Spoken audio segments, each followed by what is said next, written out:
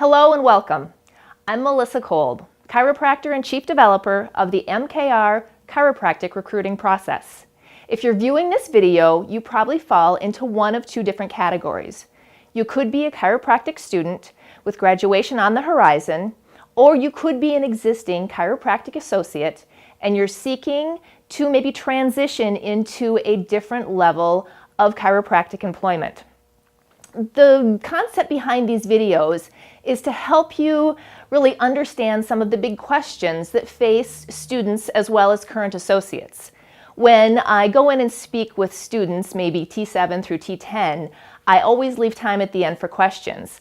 And I find that I get repeated questions over and over for the last couple years. So I've taken some of those top questions and we're going to tackle these questions in the next few video opportunities. The first question I tend to get is, I don't know how I want to practice when I get done with school. I don't know what kind of office I want to be in. I don't know what's out there. The best thing you can do is to really understand what kind of practices are out there. I've broken them down into 3 different categories, and we'll go over those in just a minute. Let me share with you a brief story. A couple of months ago, I had the opportunity to speak with a T10. She was the valedictorian of her graduating class, and I asked her where she would be practicing upon graduation.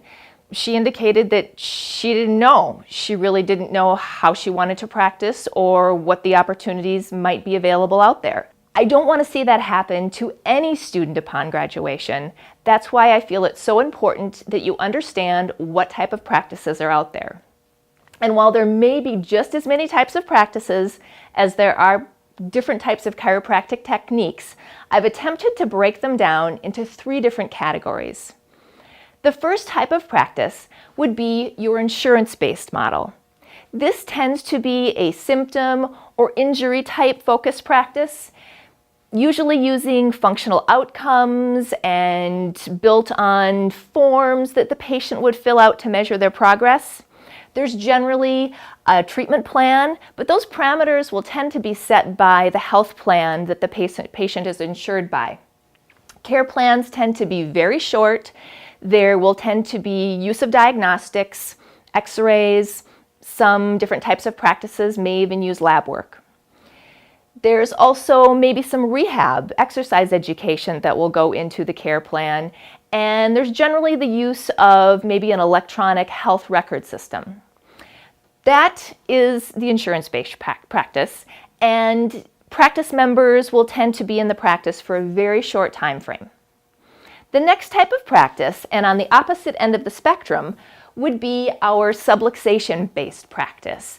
This would not be focused on symptoms.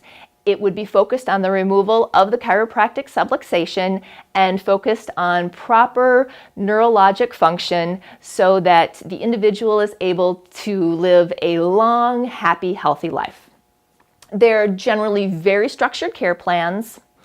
Most of the individuals in the practice are going to be self-paying for their care because a subluxation-based practice does not generally utilize any type of health benefits or health insurance benefits. The policies and procedures in the practice will be very structured. You'll have sometimes open adjusting rooms or maybe even cubicle type adjusting rooms where the walls would maybe be shoulder height. There's a lot of chiropractic education that it's going to go into the subluxation-based practice. There generally would not be any use of modalities, physical therapy modalities. There generally isn't nutrition or any type of exercise education or rehab that would go into this practice either. The third and final type of practice that we're going to talk about today is what has come to be known as the hybrid or the wellness-based practice. And this would be a practice that will maybe utilize some insurance benefits for the acute care portion of an individual's care plan. There tends to be a high level of chiropractic education as that individual is slowly moved to an asymptomatic or wellness-based type of care. At that point, they would be self-paying for their care. Generally, very well processed and procedured practice. They're very structured care plans, And there may also be use of diagnostics in this practice, X-ray, they might use an Insight substation, nerve scan type of system. There also tends to be quite a bit of lifestyle education. Generally, nutritional products will be utilized in the office. There may be some exercise, rehab education that goes into the care plan as well. This sums up the general 3 different types of chiropractic practices. But then we still have our question, how do I know how I want to practice? The best thing you can do is to get out of your classroom. Visit with doctors that own their own practices and spend time in these 3 different types of areas. Feel what resonates with you. Talk to their practice members. See how they practice. Spend time with the doctor. Visit with their front desk staff.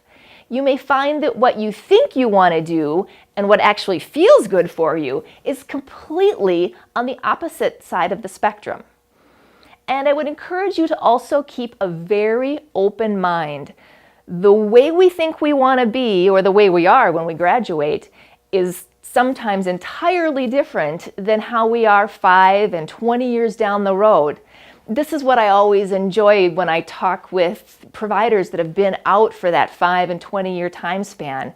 They may have been a Gonstead or motion palpation person coming out of school, and they put themselves in this tiny box. But 5 years out, they figured that, boy, I've got 10 different techniques I can use now, and I'm able to serve a lot more people.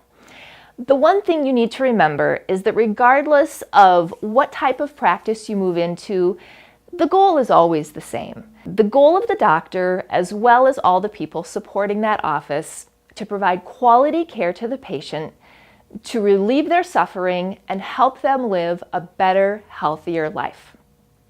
I so much appreciate you tuning in for this short video. Next time, we're going to tackle the second question I get, and that is going to be, now that I know what kind of practice I want to be in, am I going to associate or do I want to be a private contractor? Tune in next time, and until then, blessings for a wonderful day.